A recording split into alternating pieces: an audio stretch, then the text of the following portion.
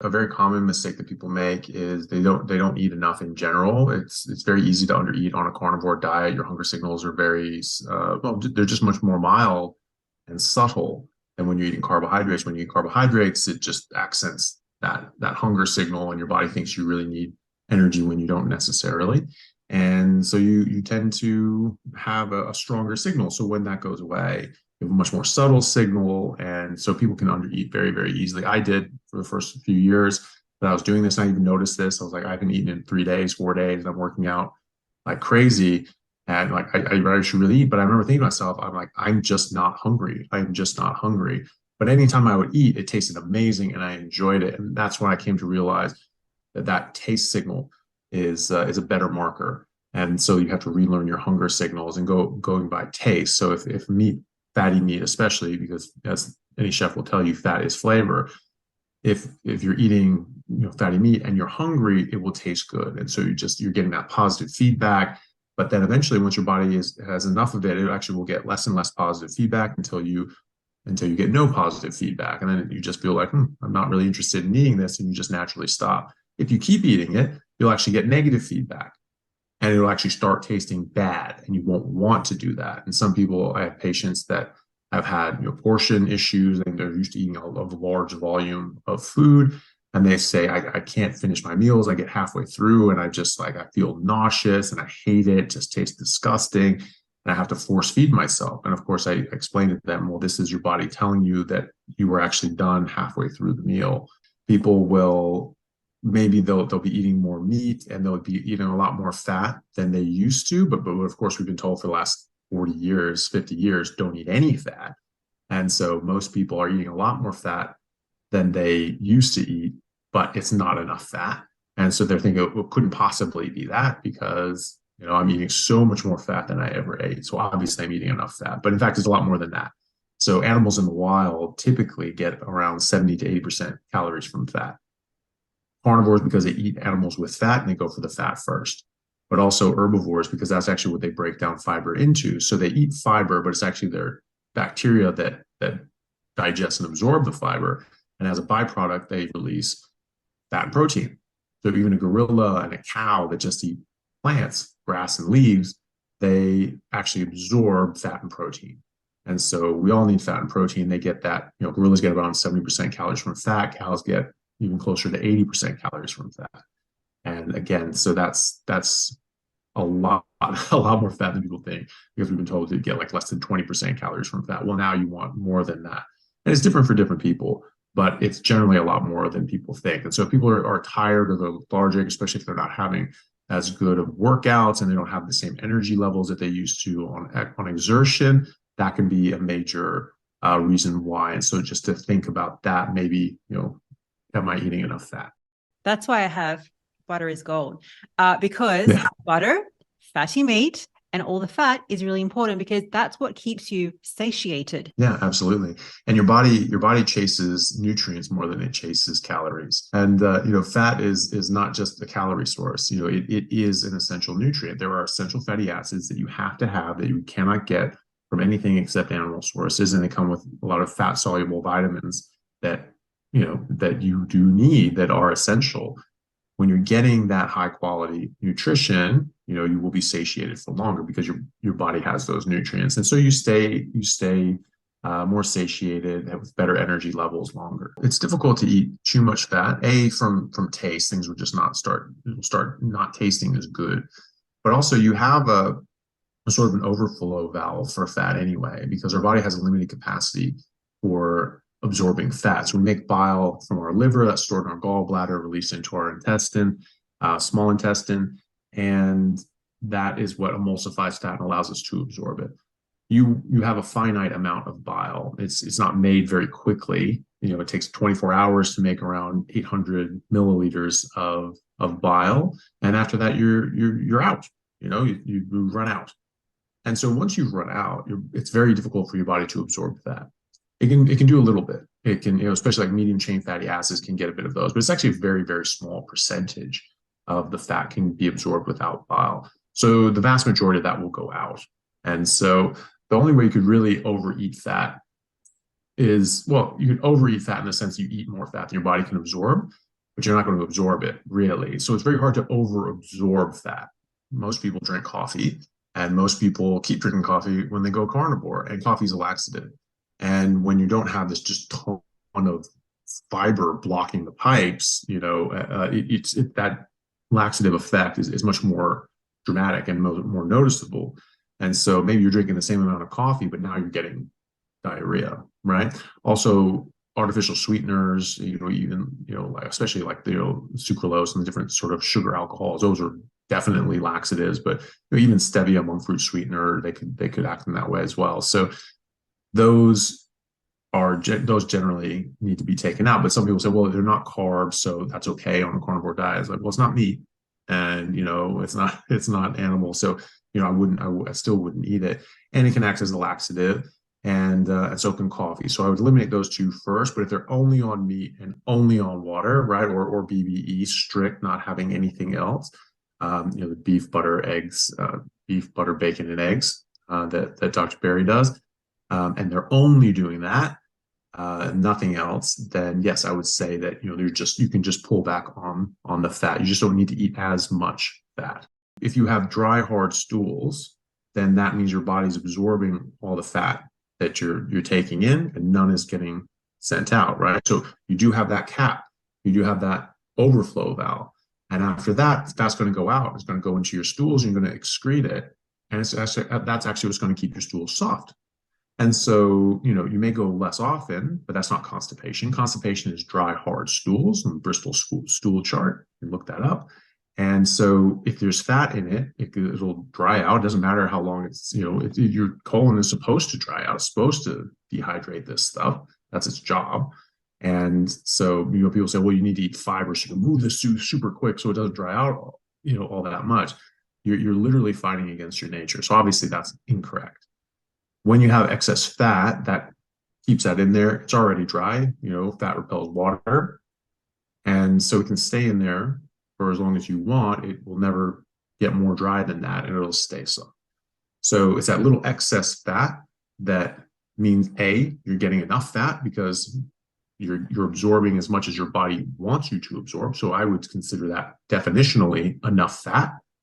And then a little extra, and then that's your clear objective marker that you're getting enough fat and your body's absorbing everything it wants to, and a little extra, right?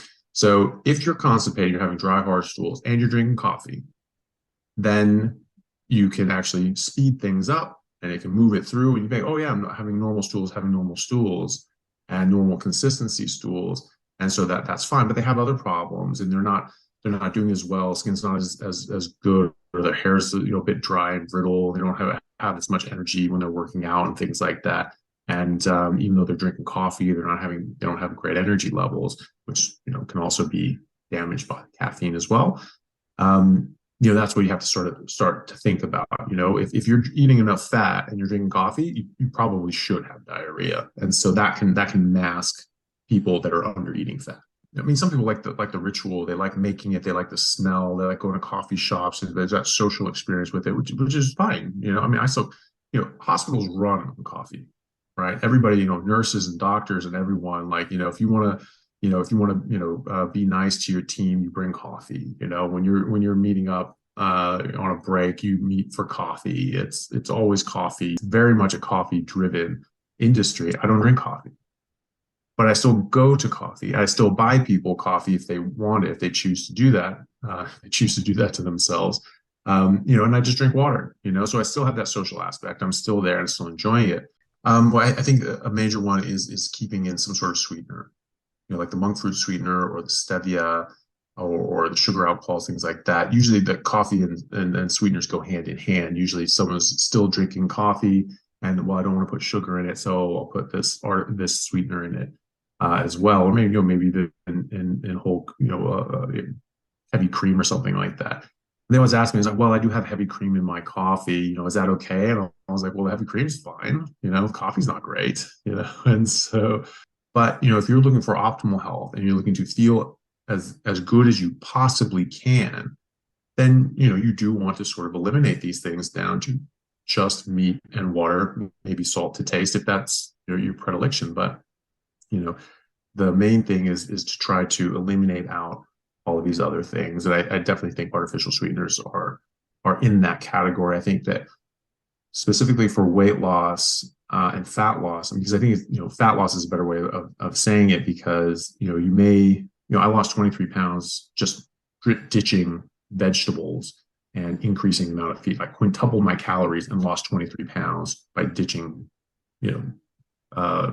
spinach, kale, and broccoli. That's all I was eating: spinach, kale, and broccoli, and like lean meat, and I wasn't eating that much. I rapidly or dramatically increased my calories and the amount of meat I was eating, and just stopped the greens. I lost 23 pounds in 10 days.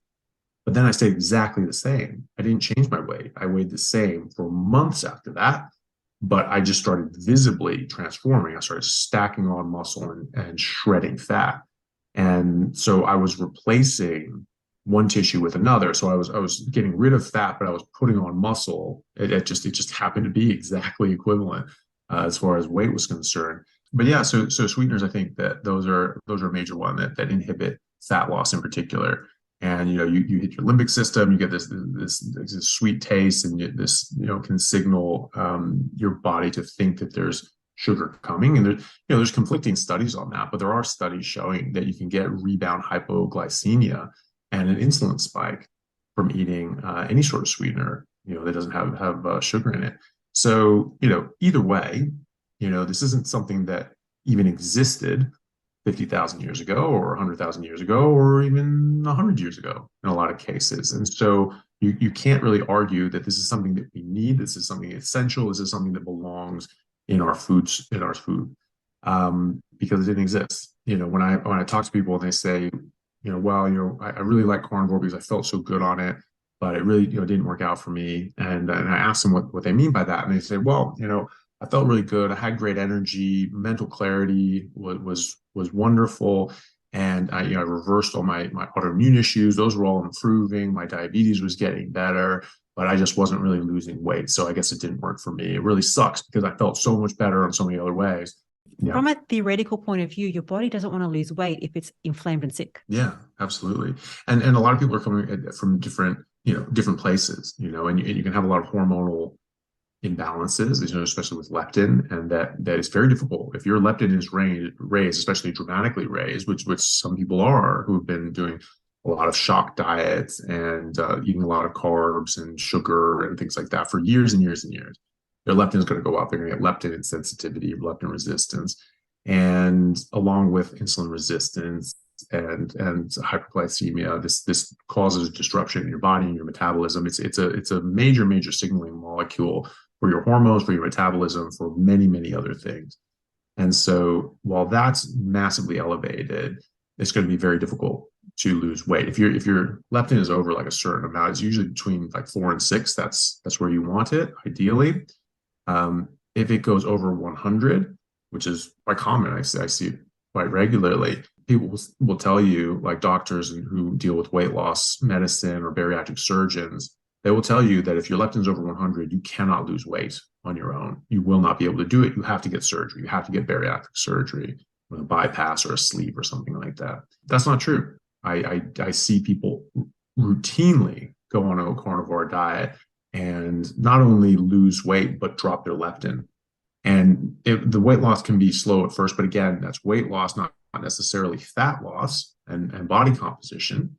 Their health improves dramatically, and their leptin starts to come down. And once their leptin gets down to a more normal level, that's when you start seeing the dramatic drop in adipose tissue and fat loss. Okay, that's why we love you, because you make it so easy. Your family doctor, general practitioner can test that. They may not know what to do with it, but the optimal levels are sort of, when you look at reference ranges at the lab, those are just basically like the first 2,000 people that come in that year. That's a reference range. And so that's an average of the population in your area. And this is why 2 labs in the same town can have different reference ranges, slightly different. That's because they had slightly different people come in. And so that's not really a reference range of optimal health. That's the reference range of the average in your community. And, the average person used to be healthy. Now the average person is sick and metabolically unhealthy. So 90% of Americans have at least one metabolic illness. 70% of Americans are overweight or obese. The rest of the world is not far behind. In fact, some places are far worse than that. And so it's not good to go by those reference ranges necessarily. Some of those reference ranges are way out of whack, like leptin. Generally, they consider leptin reference range is much higher than it should be. A lot of these reference ranges would be like 160 to 620, and that's normal, right? So you get your B12 back, it's like 200. Well, it's sort of low normal, that's okay. Or 300. Oh, okay, no, that's pretty good. Just like middle of the pack. No, actually, that's a deficiency. Anything below 400, you get neurological damage and you get demyelination of your axons. So B12 is vital for the myelination of your nerve cells, your axons. And if that's sort of like the insulation on wires, and it helps with conductivity and with the signal, and it protects it as well. And so if you don't have that proper myelination, you can slow down your signal, the transduction of your signal, and that can be damaged. You can actually get neurological damage. We see this in neurosurgery. We look at MRIs of typically in vegans and vegetarians who are chronically B12 deficient. Even when they supplement, sometimes they don't supplement enough, but they need to supplement. And if you have to supplement, then by definition, your diet is deficient. So clearly a vegetarian vegan diet is deficient because they are losing out on these nutrients. But their spinal cord actually atrophies. And you see this on MRI. Their spinal cords are more thin than just omnivores in the normal public. There was actually a study in Oxford in 2008 that followed a bunch of people, but they had a vegan cohort, and they followed them after 5 years, and they did MRIs, and they found that their brains actually shrank by over 5% after 5 years. And they thought that this was most likely to do with B12 because they had significantly lower B12. But even in the people that had supplemented B12, they still actually had significant atrophy as well. So it's not just that, but is this Dr. Chaffee guy, full of crap? Like, I don't think coffee is that big of a deal. Maybe I'll, go off for a month and maybe I'll have some coffee, see what happens. Go for it. Do try that. But, then if you see that going, actually that does affect me, that does cause that I don't feel as good as I do otherwise, then you just hop back on. Or, you go out and, alcohol is a big one that people slip up on, and maybe they've been carnivore for several months. But then they're like, man, I really miss drinking. I really miss that social aspect. And they go out drinking. Drinking is well known to lower your inhibitions for eating crap food anyway. You eat a lot more high octane garbage, like, processed carbs and sugar anyway. And so now you're more likely to sort of slip off. And then they did that. So they drink alcohol, they go out and they eat a whole bunch of crap and go like, oh, well, I guess I just can't do it. Well, you can, just get right back on it. And it's okay to even experiment. And it's okay to even go off, and drink or have a meal or something like that. If you want to, it's better to do that once every now and then consciously than just give it up and do that every single day. I think that naturally you will find that you just feel so much better that you don't want to do that. Because I have zero interest in eating this crap because I know what it makes me feel like. And I've done that experiment. I've had things like, okay, well, what does this do to me? And I'm like, I don't like that. I don't want that. I like feeling my best. I like feeling like a superhero 24/7. I would way rather feel like a superhero 24/7 than eat something nummy sometimes or be drunk sometimes